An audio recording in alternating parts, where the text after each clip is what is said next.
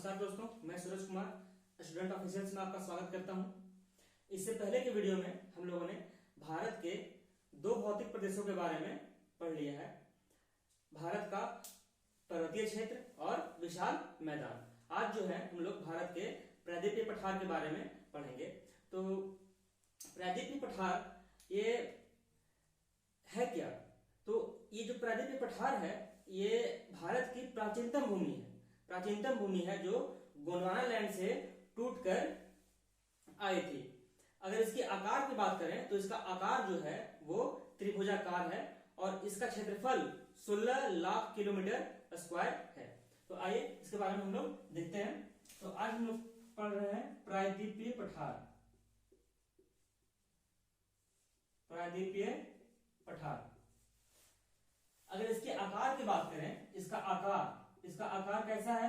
इसका आकार है त्रिभुजाकार। इसका आकार है त्रिभुजाकार और इसका क्षेत्रफल की अगर बात करें तो इसका क्षेत्रफल है 16 lakh kilometre square. 16 lakh kilometre square. इस प्रायद्वीपीय पठार में बहुत सारी पर्वत श्रृंखलाएं हैं और बहुत सारी छोटी छोटी पहाड़ियां भी हैं और बहुत सारे छोटे छोटे पठार भी हैं।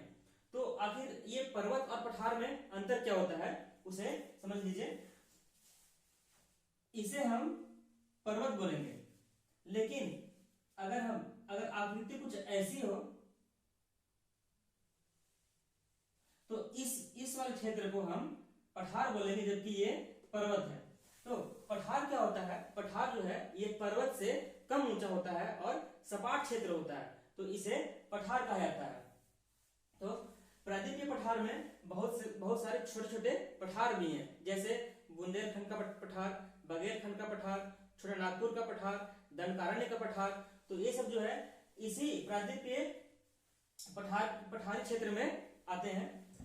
अब इस क्षेत्र में हम लोग जो पर्वत है, मुख्य पर्वत है, उसके बारे में देखते हैं। तो सबसे पहले हम लोग देखेंगे अरावली पर्वत के बारे में। अरावली पर्वत जो है ये भारत की सबसे प्राचीनतम पर्वत है और ये एक क्या है? ये एक अवशिष्ट पर्वत है। पहले इसकी ऊंचाई बहुत ज्यादा थी, लेकिन हवा के कारण, बारिश के कारण ये क्या हो गया, धीरे धीरे अपरदित होता गया और इसका आकार अभी छोटा हो गया है।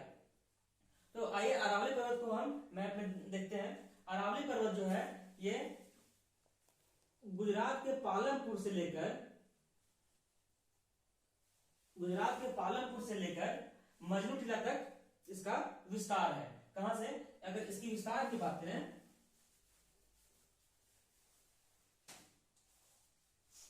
अरावली पर्वत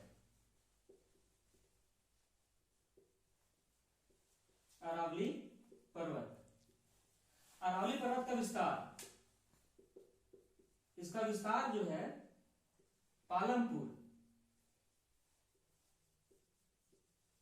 पालनपुर से लेकर कहां तक? मजनू टीला तक इसका विस्तार है।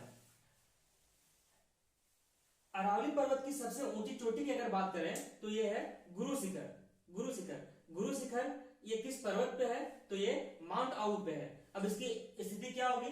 तो इस क्षेत्र में गुजरात और राजस्थान वाला जो क्षेत्र है, यहाँ पे पहाड़ी है माउंट आबू और इसकी सबसे ऊंची चोटी है क्या है? गुरु शिखर। क्या है? गुरु शिखर।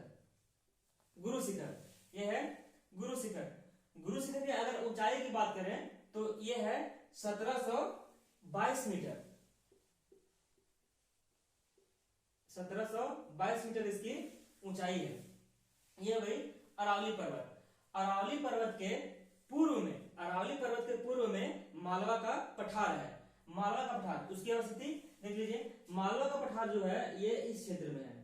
ये जो क्षेत्र है ये है मालवा का पठार। ये है मालवा का पठार।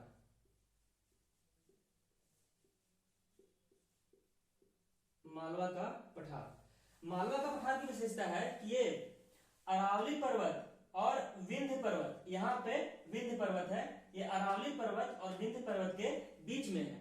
मालवा के पठार से ही बहुत सारी नदियां प्रवाहित होती हैं, जैसे चंबल, सिंध, केन, बेतवा, ये सब जो नदियां हैं ये सब मालवा के पठार से होकर ही प्रवाहित होती हैं। और यही नदियां मुख्य रूप से जो चंबल नदी है वो इसी मालवा के पठार में बीहड़ का निर्माण करती है, बीहड़ का निर्माण। और चंबल जो है जानते हैं कि डाकुओं के लिए ये बहुत ही प्रसिद्ध था, और वो जो बीहड़ का निर्माण करती थी उसी में जो है वो डाकू छिपा करते थे। तो ये चंबल जो है इसी मालवा के पठार में स्थित है। अब इसके मालवा के पठार के दक्षिण में, मालवा के पठार के दक्षिण में जो है वो है विंध्याचल पर्वत। विंध्याचल पर्वत की स्थिति जो है ये कुछ इस तरह ये फैली हुई है। विंध्याचल पर्वत, विंध्याचल पर्वत की अगर विस्तार देखें, विंध्याचल पर्वत का विस्तार देखें तो ये भारनेर से लेकर, गुजरात में भारनेर से लेकर कैमूर पहाड़ी तक, बिहार में कैमूर पहाड़ी तक फैला हुआ है। ये जो है विंध्याचल पर्वत, विंध्याचल पर्वत, इसका विस्तार कहां से कहां तक है? भारनेर से लेकर कैमूर तक, भारनेर से लेकर कैमूर तक। ये विंध्याचल पर्वत जो है वो मध्य प्रदेश को बीचों बीच काटती है, पश्चिम से पूरब की ओर बीचों बीच काटती है। पश्चिम से पूरब की ओर क्या है, ये बीचों बीच से काट देती है। विंध्याचल पर्वत जो है ये अगर इसका प्रकार देखिए किस प्रकार का पर्वत है, तो ये एक प्रकार का ब्लॉक पर्वत है, इसे हम कह सकते हैं। ये एक प्रकार का ब्लॉक पर्वत है। और ये विंध्याचल पर्वत के उत्तर में यानी ऊपर में बुंदेलखंड का पठार है। ये एरिया देख रहे हैं ये है बुंदेलखंड का पठार। और विंध्याचल पर्वत के नीचे में ये जो एरिया है ये है बघेलखंड का पठार। यह है बुंदेलखंड का पठार और यह है बघेलखंड का पठार। और इसका निर्माण, विंध्याचल पर्वत का निर्माण कैसे हुआ है? तो विंध्याचल पर्वत का जो निर्माण जो है ये अधोभ्रंशन द्वारा हुआ है। अब ये अधोभ्रंशन क्या होता है तो इसे समझिए।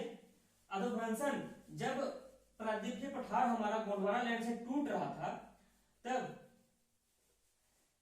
इस प्रायद्वीपीय पठार में खिंचाव, ऐसे कोई भी चीज जब टूटता है कहीं से तो उस पे खिंचाव पड़ता है।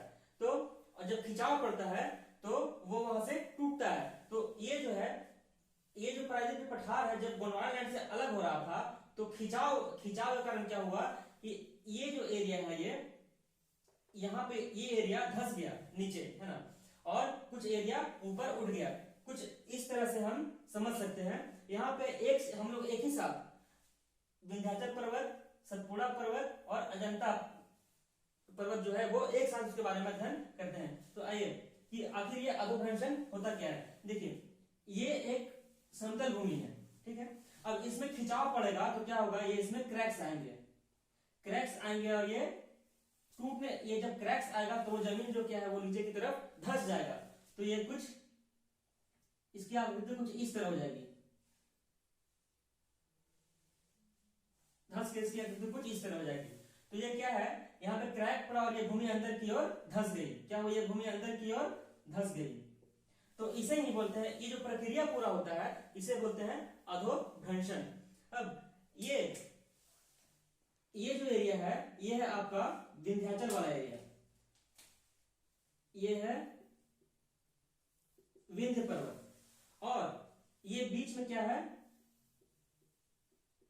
सतपुड़ा, और ये क्या है अजंता।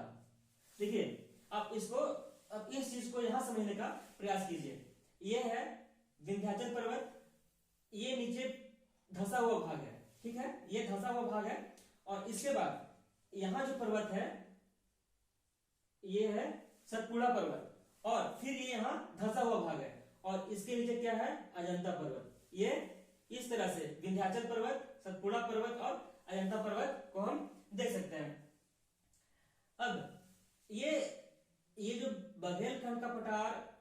बुंदेलखंड का पठार, बघेलखंड का पठार, ये जो है ना ये विंध्याचल पर्वत श्रेणी के अंतर्गत ही आते हैं। ठीक है, ये विंध्याचल पर्वत श्रेणी के अंतर्गत ही आते हैं। और ये सतपुड़ा पर्वत ये जो है ये भी एक ब्लॉक पर्वत है, ये भी एक ब्लॉक पर्वत है। तो ब्लॉक पर्वत को यहाँ पे समझ लीजिए कि वैसा पर्वत जो अधोभ्रंशन के कारण जिसकी उत्पत्ति हुई है वो उसे हम लोग ब्लॉक पर्वत कहते हैं, उसे हम लोग ब्लॉक पर्वत कहते हैं। अब हम लोग बात करते हैं सतपुड़ा की। सतपुड़ा पर्वत जो है इसका विस्तार ताप्ती नदी के पास से, इसका विस्तार जो है ताप्ती नदी के, सतपुड़ा पर्वत का जो विस्तार है ये ताप्ती नदी के पास ऊपर में एक जगह राजपीपला हिल्स है ना, राजपीपला हिल्स, इसका विस्तार, सतपुड़ा का विस्तार राजपीपला हिल्स से कहां तक, मैकाल पर्वत तक,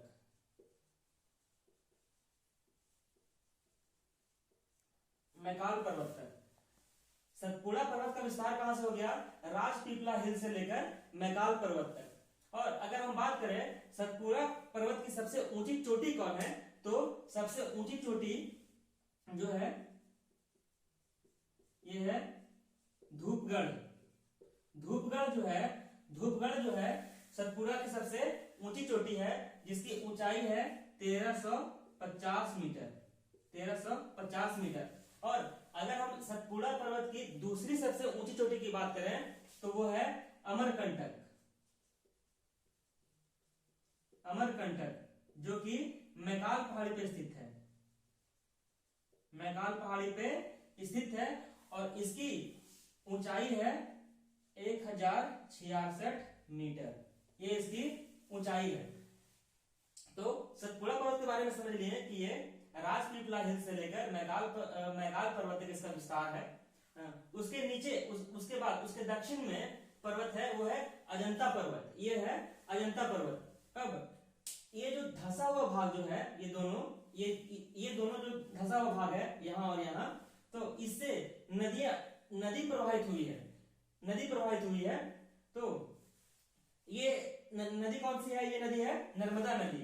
तो आप देख रहे हैं कि ये अमरकंटक जो है इस मैकाल पहाड़ी के पास ये अमरकंटक है, ये पर्वत जो है ये अमरकंटक है, यहाँ पे ये पर्वत अमरकंटक है। और अमरकंटक के पास से ही 3 नदियां निकली है, अमरकंटक के पास से 3 नदी निकली है।